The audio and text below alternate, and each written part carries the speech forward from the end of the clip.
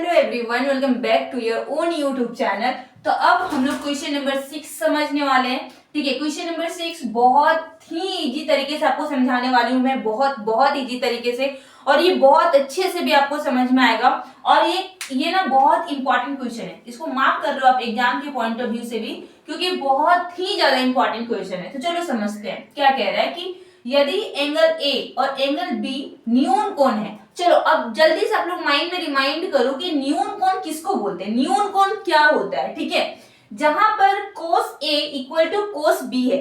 ठीक है, क्या है कि cos A इक्वल टू क्या है, cos B है। तो दिखाइए कि एंगल A और एंगल B क्या है, इक्वल है। अगर आप क्वेश्चन नंबर 5 तक कॉन्सेप्ट आपका क्लियर है, आप इंट्रोडक्शन पार्ट देख चुके हो और क्वेश्चन नंबर 5 तक क्वेश्चन सॉल्व कर चुके हो, तो आपको खुद ये समझ में आएगा।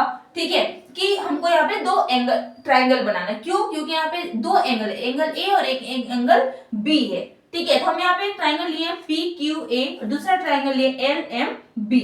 अब यहाँ पे क्या एंगल ए, तो ये मेरा एंगल ए है और ये मेरा क्या है, एंगल बी है। तो ये मेरा क्या है, एंगल बी है। और क्या बोल रहा है, एक्यूट एंगल है, मतलब न्यून कोण है। देखो आपको थोड़ा सा आपकी नॉलेज के लिए मैं बता रही हूँ, आप जानते हो ये सब चीज, क्योंकि 5 क्लास से ही स्टार्ट हो जाता है, तो आप ये सब कुछ पढ़े हो, सब कुछ जानते हो। लेकिन मैं थोड़ा सा आपको मैं रिवाइज करवा रही हूँ। देखो, जो पहला क्या होता है, कोण पहले समझो। ठीक है, कोण, ये सब आपको एग्जाम में लिखना नहीं है, बस मैं आपको रिवाइज करवा रही हूँ। और आप बेटा लोग, आप लोग सब कुछ ये सब ना पढ़ के आए हो, सब कुछ पढ़ के आए हो, क्योंकि 5 क्लास से ही ये सब कुछ स्टार्ट हो जाता है। तो कोण, पहला कोण है न्यून कोण। ठीक है, ये न्यून कोण, तो न्यून कोण को हम लोग क्या बोलते हैं इंग्लिश में, एक्यूट एंगल, एक्यूट एंगल। और जो एक्यूट एंगल का जो वैल्यू होता है ना, मतलब अगर जो थीटा होता है वो 0 डिग्री से बड़ा होता है और 90 डिग्री से क्या होता है, छोटा होता है। समझ में आया कि जो थीटा होगा वो 0 डिग्री से बड़ा होगा और 90 डिग्री से छोटा होगा। और जैसे यहाँ पे आ जाता है समकोण, जब समकोण पे आ जाता है बात, तो ये किसको ये बोलते हैं, राइट एंगल, राइट एंगल।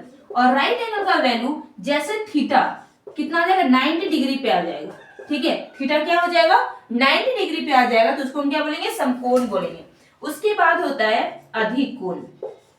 क्या होता है, अधिक कोण। तो अधिक कोण किसको बोलते हैं, ऑब्ट्यूज एंगल, ऑब्ट्यूज एंगल। और ऑब्ट्यूज एंगल, ठीक है। अब देखो यहाँ पे एक्यूट एंगल का जब हम बात कर रहे थे कि जो थीटा होगा, जो एक्यूट एंगल का जो वैल्यू होगा वो 90 डिग्री से छोटा होगा और 0 डिग्री से बड़ा होगा। मतलब 1 2 3 4 ऐसे, या फिर 0.1 0.2 3 4 जो भी, मतलब 0 डिग्री से अगर 1 डिग्री भी अगर वो बड़ा, मतलब 0 से अगर थोड़ा सा भी बड़ा है ना, तो वो किस में आ जाएगा, न्यून कोण पे आ जाएगा। और 90 डिग्री से अगर थोड़ा भी 89.999 भी हो तो किस में चला जाएगा, एक्यूट एंगल में जाएगा, मतलब न्यून कोण में जाएगा। समकोण जैसे 90 डिग्री का बात आ जाएगा वो क्या हो जाएगा, समकोण हो जाएगा।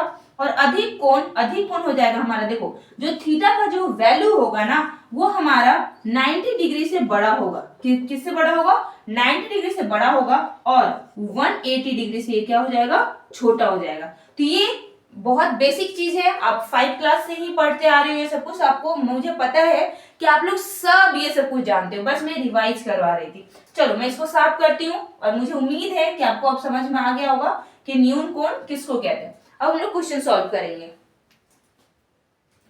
इसको साफ करते हैं। ठीक है,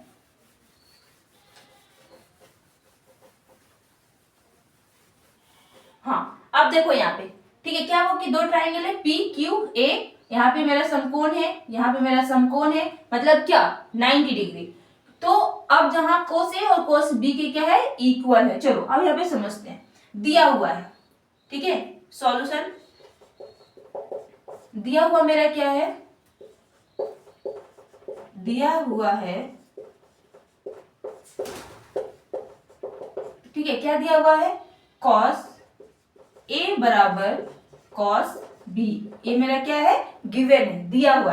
अगर कॉस ए बराबर कॉस बी है तो कॉस ए के अकॉर्डिंग ये क्या हो जाएगा, लंब हो जाएगा, ये क्या हो जाएगा, आधार हो जाएगा, और ये क्या हो जाएगा, कर्ण हो जाएगा। ठीक है, अगर अब हम बात करें कॉस बी के अकॉर्डिंग, तो ये मेरा क्या हो जाएगा, लंब होगा, ये मेरा क्या होगा, आधार होगा और ये मेरा क्या होगा, कर्ण होगा। ठीक है, अब देखो cos a के अकॉर्डिंग अब cos का वैल्यू क्या होता है बताओ, आधार बटा कर्ण होता है।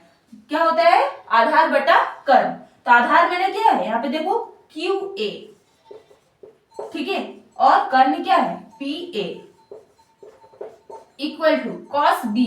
तो cos B के गुण आधार क्या है MB और यहाँ पे क्या है LB। समझ में आया।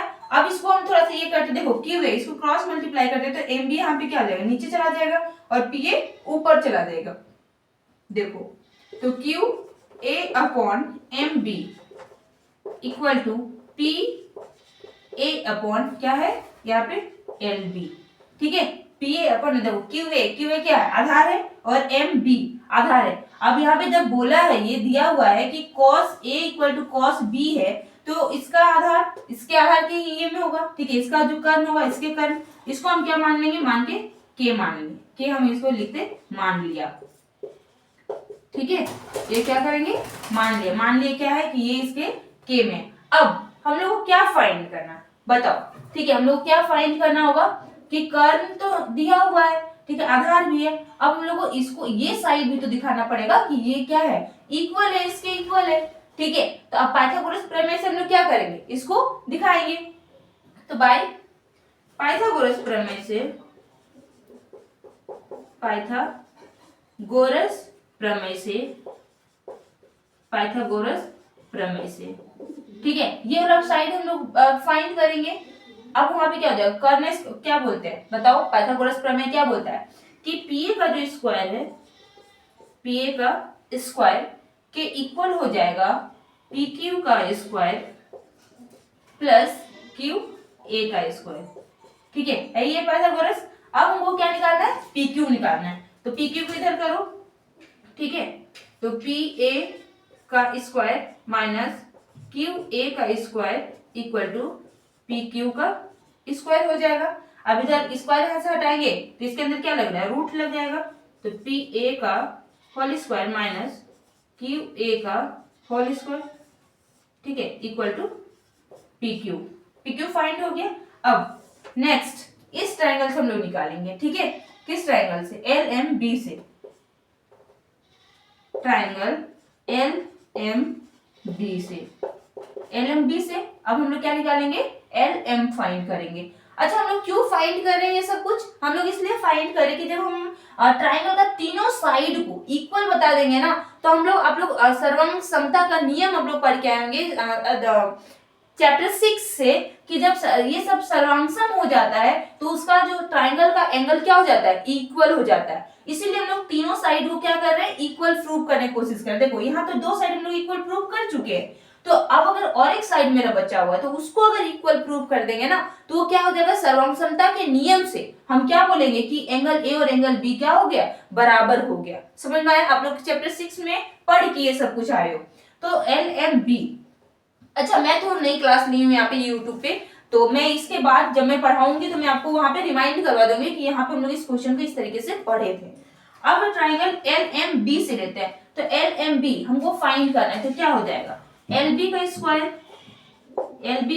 स्क्वायर इक्वल टू LM का स्क्वायर प्लस MB का स्क्वायर।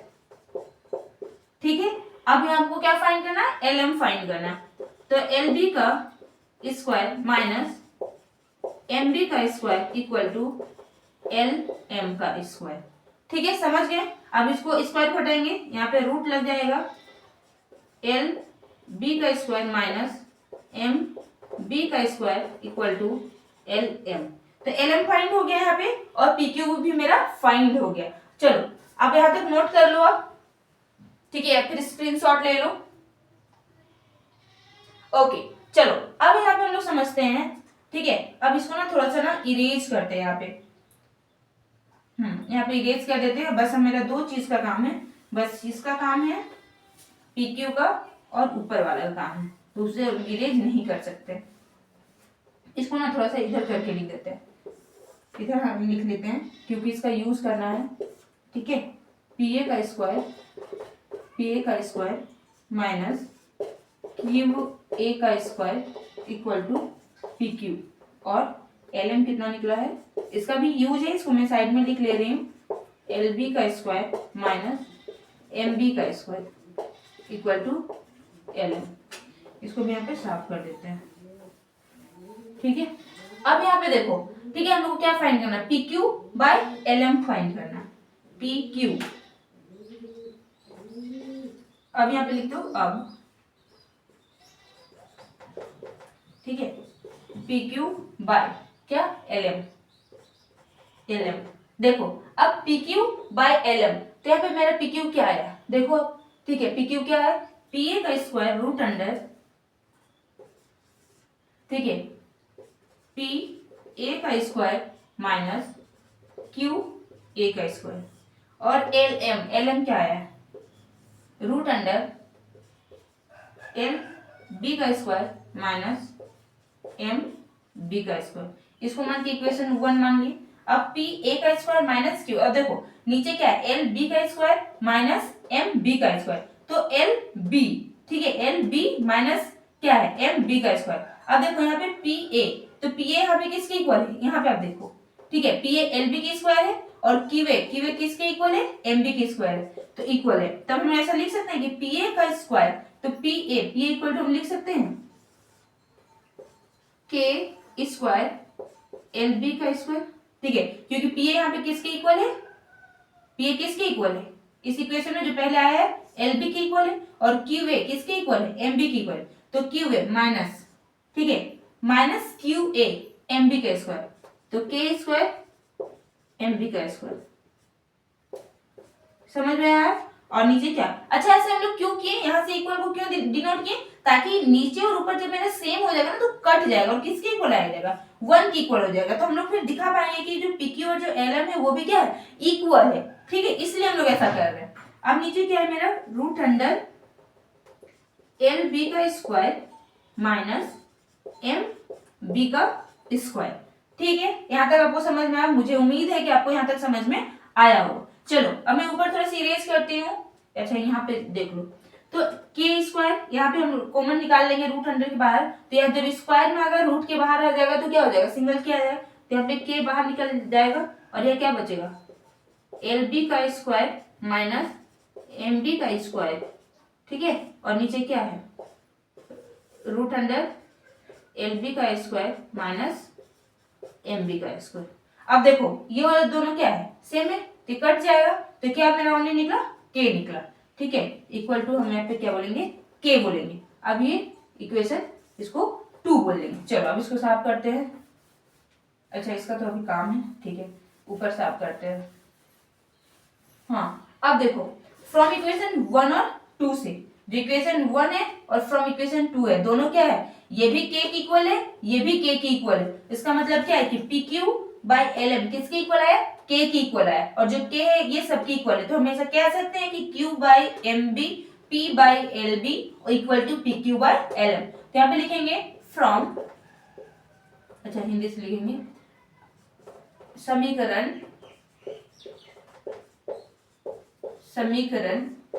1 तथा 2 से, ठीक है, तो समीकरण 1 क्या है, Q A upon M B और P A upon L B equal to क्या निकल गया, P Q by L M निकल गया, ठीक है, ठीक है, इक्वल टू के, ऐसे आप लिख सकते हैं। अब यहाँ तक आपको समझ में आया होगा, ठीक है। अब हम यहाँ पे समझेंगे कि जब मेरा ये ट्राइंगल का, 2 ट्राइंगल का जब तीनों पार्ट, तीनों जो साइड है वो क्या है, इक्वल है, तो जब तीनों एंगल साइड, सॉरी तीनों साइड इक्वल, मतलब तीनों भुजा इक्वल है, तो हम लोग बोल सकते हैं साइड साइड साइड से, ठीक है, सर्वांग समता का नियम आप पढ़ के आए वहां से, उस क्राइटेरिया से, एसएस से हम लोग कह सकते हैं कि दोनों जो ट्राइंगल है, दोनों जो त्रिभुज है वो क्या है, सर्वांगसम है। अब जब दोनों त्रिभुज अगर सर्वांगसम हुआ तो एंगल ए और एंगल बी क्या हो जाएगा, इक्वल हो जाएगा। अच्छा अब अगर बोलेंगे मैम एंगल पी और एंगल एल भी इक्वल हो जाएगा, यस, एंगल पी और एंगल एल भी इक्वल हो जाएगा, एंगल क्यू एंगल एम भी इक्वल हो जाएगा, ठीक है। तो हम लोग लिख सकते हैं कि ट्राइंगल पी